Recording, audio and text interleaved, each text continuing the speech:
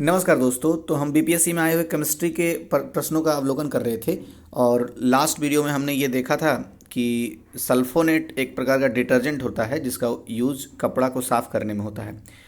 इस वीडियो में देखते हैं, सबसे पहला प्रश्न है, वह तत्व जो मानव पसीने के माध्यम से उत्सर्जित होता है। तो मानव पसीने के माध्यम से लोहा उत्सर्जित होता है, जस्ता और मैग्नीशियम तीनों उत्सर्जित होता है, इसलिए विकल्प ई इसका सही आंसर हो गया, एक से अधिक। व्याख्या देखते हैं। पसीना मुख्य रूप से पानी से निर्मित होता है, परंतु इसमें खनिज, अम्ल और यूरिया भी मौजूद रहते हैं। पसीने में मुख्य रूप से sodium, potassium, calcium, magnesium, zinc, iron तत्व आदि पाए जाते हैं, इसलिए इसका विकल्प ई हुआ है। नीला थोथा का रासायनिक रूप है, तो नीला थोथा किसका रासायनिक रूप होता है? कॉपर सल्फेट का, इसलिए विकल्प सी इसका सही आंसर है।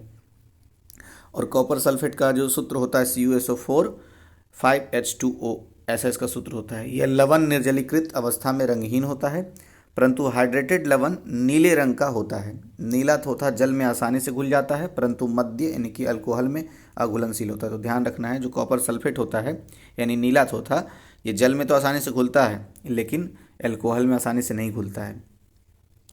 नेक्स्ट है, निम्नलिखित में से मतलब आसानी से नहीं घुलता है कि अघुलनशील होता है, घुलता ही नहीं है, ये बात ध्यान रखना है। निम्नलिखित में से एक सबसे भारी धातु है, तो प्लैटिनम उपलब्ध विकल्प में से सबसे भारी धातु होता है, इसलिए विकल्प डी इसका सही आंसर हो गया। नेक्स्ट है, स्टेनलेस स्टील एक मिश्र धातु है। तो स्टेनलेस स्टील बनाने के लिए हमें लोहा चाहिए होता है, कार्बन चाहिए होता है, निकेल चाहिए होता है और क्रोमियम चाहिए होता है, वो भी निश्चित अनुपात में, तब जाकर के स्टेनलेस स्टील बनता है। तो किसी एक ऑप्शन में ऐसा नहीं है, इसलिए विकल्प ई इसका सही आंसर हो जाएगा। और स्टेनलेस स्टील के बारे में दो फैक्ट ये भी है कि वो सबसे ज़्यादा कठोर होता है, उसमें जंग नहीं लगता है, तो ध्यान रखना है ये बात। नेक्स्ट है, इसमें वही बात लिखा हुआ है, पढ़ ही देता हूँ। दो या दो से अधिक धातुओं के सामांगी मिश्रण को मिश्र धातु कहते हैं, जो धातु के गुण धर्मों को बेहतर बनाते हैं। लोहा मुख्य धातु के रूप में और कार्बन, निकेल, क्रोमियम को निश्चित अनुपात में मिलाने पर हमें स्टेनलेस स्टील प्राप्त होता है, जो कठोर भी होता है और उसमें जंग नहीं लगता है। तो यही सारे पॉइंट थे। नेक्स्ट है, टूटी हुई हड्डियों की रक्षा के लिए प्लास्टर ऑफ पेरिस का प्रयोग होता है, वह है तो जिप्सम है। प्लास्टर ऑफ पेरिस दरअसल क्या है? जिप्सम है। और जिप्सम का प्रयोग शायद अम्लीयता को मिटाने के लिए किया जाता है, क्या मृदा की अम्लीयता को मिटाने के लिए भी किया जाता है? एक क्वेश्चन ये भी बनता है, इसलिए याद आ रहा है। लिखा हुआ है जिप्सम यानी कि लवण, जिप्सम यानी कि लवण जिसका रासायनिक सूत्र CaSO4 2H2O होता है, को 373 केल्विन पर गर्म करने पर यह जल अणुओं का त्याग कर दे कैल्शियम सल्फेट अर्धहाइड्रेट बनाता है, इसे प्लास्टर ऑफ पेरिस कहते हैं। तो प्लास्टर ऑफ पेरिस बनाने के लिए 373 यानी 373 केल्विन पर गर्म किया जाता है, ये महत्वपूर्ण पॉइंट था। नेक्स्ट है, प्लास्टर ऑफ पेरिस का सूत्र है, तो अभी तो हमने देखा CaSO4 2H2O, तो ये देखिए रिपीट भी हुआ है, तो इस तरह से रिपीट होता है क्वेश्चन इनडायरेक्टली। यहाँ वही लिखा हुआ है, प्लास्टर ऑफ पेरिस का रासायनिक सूत्र CaSO4 2H2O यानी कैल्शियम हेमीहाइड्राइड, हेमी मतलब अर्ध, इसका निर्माण जिप्सम को गर्म करने पर होता है। तो जिप्सम को कितना डिग्री पर कितने केल्विन पर गर्म करते हैं? 373 केल्विन पर गर्म करते हैं, तो ये भी एक प्रकार का फैक्ट है। नेक्स्ट है, एक हाइड्रोकार्बन जिसमें कार्बन के दो परमाणु द्विबंध द्वारा जुड़े हों कहलाता है, तो उसे एल्कीन कहते हैं, यानी एल्कीन में दो परमाणु द्विबंध होता है। नेक्स्ट है, अच्छा नहीं व्याख्या भी है क्या, कुछ 4 पॉइंट है इसमें, देखते हैं क्या। केवल कार्बन तथा हाइड्रोजन युक्त यौगिक हाइड्रोकार्बन कहलाते हैं, तो फर्स्ट पॉइंट ये हो गया, यानी कि हाइड्रोकार्बन में कार्बन और हाइड्रोजन के ही यौगिक होंगे। कार्बन कार्बन द्विआबंध वाले असंतृप्त श्रृंखला को एल्कीन कहते हैं। Next point, alkene carbon carbon एकल आबंध युक्त संतृप्त विवृत श्रृंखला वाले हाइड्रोकार्बन हैं। एल्काइन त्रिआबंध वाले असंतृप्त हाइड्रोकार्बन हैं। तो एल्काइन के लिए मतलब एल्काइन में त्रिआबंध होता है और एल्कीन में द्विआबंध, और एल्केन में एकल आबंध होता है। नेक्स्ट पॉइंट मतलब लास्ट बात और कुछ लिखा हुआ है, परमाणुओं के मध्य इलेक्ट्रॉनों के स्थानांतरण से जो बंधन बनते हैं उन्हें विद्युत संयोजक बंधन या आयनिक बंधन कहते हैं। तो ये सारी बातें थी। नेक्स्ट है, सिरके का रासायनिक नाम क्या है? तो एसेटिक अम्ल होता है सिरके का रासायनिक नाम। तो विकल्प सी इसका सही आंसर हो गया। व्याख्या में लिखा हो सिरके का रासायनिक नाम एसिटिक अम्ल है तथा रासायनिक सूत्र CH3COOH होता है। सिरके का IUPAC का नाम एथेनोइक अम्ल है जिसमें कार्बोक्सिलिक अम्ल प्रकार्यात्मक समूह होता है। ये सब उतना दिमाग में रखना है, सिर्फ यही बात दिमाग में रखना है। सिरके का रासायनिक नाम एसिटिक अम्ल में होता है, एसिटिक अम्ल होता है और रासायनिक सूत्र इसका CH3COOH होता है, इतना ही काफ़ी है। नेक्स्ट है निम्नलिखित में कौन सा अम्ल सिरके में उपस्थित है। तो सिरका में भी तो हमने देखा एसिटिक अम्ल उपस्थित होता है। तो देखिए इस तरह से रिपीट होता है क्वेश्चन, इसीलिए प्रीवियस ईयर काफ़ी महत्वपूर्ण होता है। कार के बैटरी में प्रयोग होने वाला अम्ल है, तो सल्फ्यूरिक अम्ल यूज होता है कार के बैटरी में, तो इसलिए विकल्प डी इसका सही आंसर हो गया।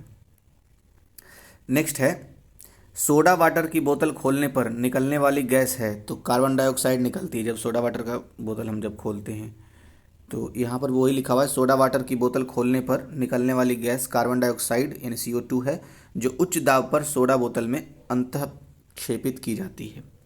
नेक्स्ट पॉइंट, खनिज यानी कि मिनरल क्या है। तो खनिज क्या होते हैं, अकार्बनिक ठोस होता है, इसलिए विकल्प बी इसका सही आंसर हो गया। कुछ और प्रश्न हैं इसमें, ये भी देख ही लेते हैं। व्याख्या में भी वही कुछ लिखा हुआ है, कुछ खास नहीं है लेकिन पढ़ देते हैं। भूगर्भ शास्त्रियों के अनुसार खनिज यानी कि मिनरल प्राकृतिक रूप में पाया जाने वाला अकार्बनिक ठोस है जिसकी संरचना रवाकृत होती है। तो बस यही पॉइंट था, संरचना मिनरल का रवाकृत होता है और यह अकार्बनिक ठोस होता है।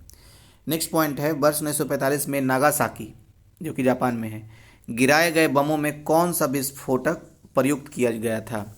तो ये प्लूटोनियम विस्फोटक प्रयुक्त किया गया था, इसलिए विकल्प सी इसका सही आंसर है। ठीक है, अच्छा नागासाकी में कब गिराया गया था। नागासाकी में 9 अगस्त 1945 को गिराया गया था। एक और जगह था, इससे 3 दिन पहले ही हिरोशिमा में गिराया गया था। हिरोशिमा यानी 6 अगस्त को गिराया गया था, वो वहाँ जो बम गिराया गया था। अच्छा व्याख्या पहले देख लेते हैं, कुछ और फैक्ट फिर बात करेंगे उस पर ज्योग्राफी के एंगल से।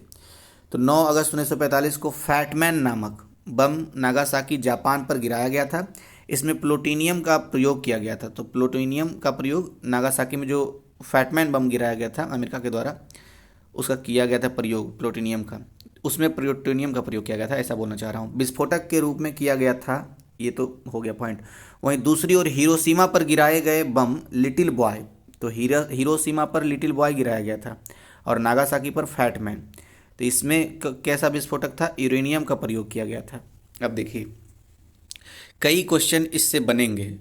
सबसे पहला तो ये बन जाएगा कि नागासाकी जो है, आपको पता है कि जापान 4 द्वीपों से मिलकर के बना हुआ, मतलब मुख्य रूप से 4 द्वीप हैं। इस तरह से अगर हम देखें तो यहाँ पे ऐसे इस तरीके से, तो ये है होन्शु द्वीप, सबसे बड़ा द्वीप है। सबसे पहले होकाइडो, होन्शु, शिकोक्यू, क्यूशु, ये क्यूशु है।